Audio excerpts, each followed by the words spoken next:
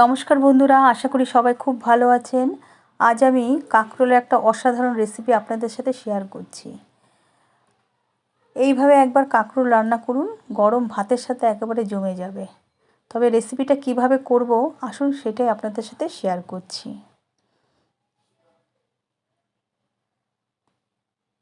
আমি এখানে 4টে কচি দেখে কাঁকরোল নিয়ে নিয়েছি। কাঁকরোলগুলো ভালো করে বটি দিয়ে ছাড়িয়ে ধুয়ে আপনাদের দেখাচ্ছি। আপনারাও ঠিক এইভাবেই কেটে নেবেন। আর কাঁকরোলের মশলাটা করার জন্য কী কী নিচ্ছি সেটা দেখুন। একটা মিডিয়াম সাইজের পেঁয়াজ, দু টুকরো আদা, আর 10 থেকে 12 কোয়া রসুন, আর একটা টমেটো নিয়ে আমি মিক্সিতে খুব ভালো করে পেস্ট করে নিচ্ছি। আর এদিকে আমি গ্যাস ধরিয়ে নেব। গ্যাস ধরিয়ে পরিমাণ মতন সাদা তেল দেবো, তবে তেলটা একটু বেশি দেবেন। তেলটা গরম হয়ে গেছে, কাঁকরোলগুলো দিয়ে দিয়েছি। দিয়ে পরিমাণ মতন নুন আর একটু হলুদ দিয়ে কাঁকরোলটা 2 মিনিট ভেজে তুলে নিচ্ছি। এইভাবে ভেজে আপনারা তুলে নেবেন যেন কাঁকরোলটা পোড়া না লাগে। ওই তেলের মধ্যেই আমি 2টো এলাচ, 2টো লং, একটা দারচিনি আর 2টো তেজপাতা দিয়ে দিচ্ছি। দিয়ে 2-1 সেকেন্ড মতন একটুখানি ভেজে নেব, যতক্ষণ না সেন্টটা বেরোচ্ছে। ভাজা হয়ে গেছে। এবার আমি যে মশলাটা বেটেছি আদা, পেঁয়াজ, রসুন, টমেটো সেটা দিয়ে দিলাম। দিয়ে একটুখানি খুন্তি দিয়ে নাড়িয়ে নিলাম। আর বাটিটা ধুয়ে একটু সামান্য জল দিয়ে দেবো যাতে টমেটোটা পোড়া না লাগে। এইভাবে দিয়ে এবার আমি এর মধ্যে দিয়ে দেবো পরিমাণ মতো নুন, হলুদ, জিরের গুঁড়ো, ধনের গুঁড়ো, আর দেব লঙ্কার গুঁড়ো। ঝালটা আপনারা বুঝে শুনে দেবেন, যে যেরকম ঝাল খাবেন। ঝালটা আপনারা বুঝে শুনেই দেবেন, যে যেরকম ঝাল খাবেন। এইভাবে কষিয়ে নেবেন। নেওয়ার পরে আরেকটু সামান্য জল দিয়ে দেবেন এর মধ্যে। আর দেখুন কি সুন্দর কষানো হয়ে গেছে, কালারটা দুর্দান্ত এসছে। এবার একটু ওপর থেকে আরেকটু জল দিয়ে দেবেন, কেন যাতে মশলাটা পোড়া না লাগে, তার জন্য একটু জল দিয়ে দেবেন।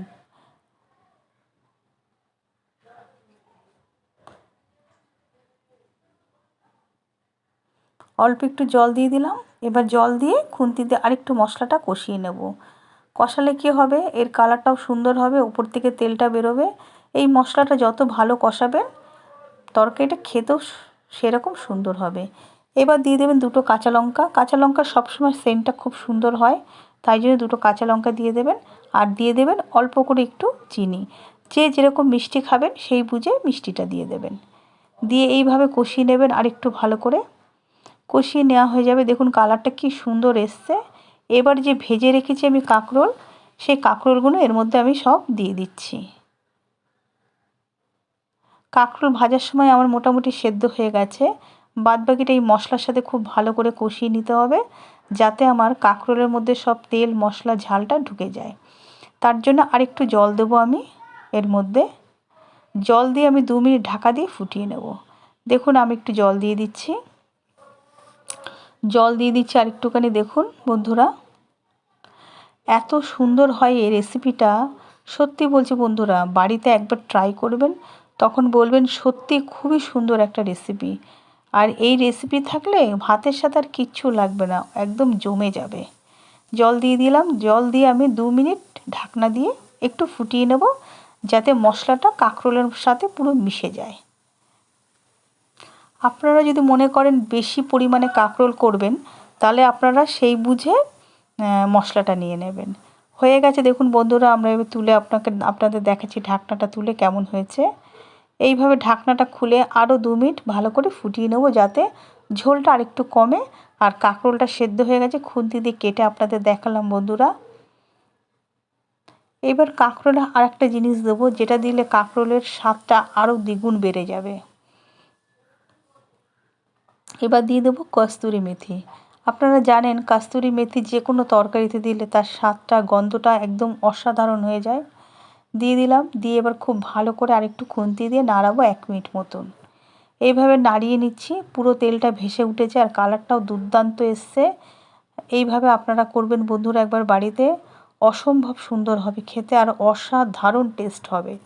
আপনারা একবার করুন, না করলে আপনারা বিশ্বাস করতে পারবেন না যে তরকারিটা কতটা সুন্দর হয়। এইভাবে হয়ে গেছে। এবার নামিয়ে নিচ্ছি। নামিয়ে বন্ধুরা আপনাদের দেখাচ্ছি রেসিপিটা কেমন হয়েছে। আর বন্ধুরা, এই রেসিপিটা যদি আপনাদের ভালো লাগবে একবার হলেও বাড়িতে ট্রাই করুন। আর নামিয়ে আপনাদের দেখাচ্ছি কেমন হয়েছে, ভালো লাগলে অবশ্যই জানাবেন।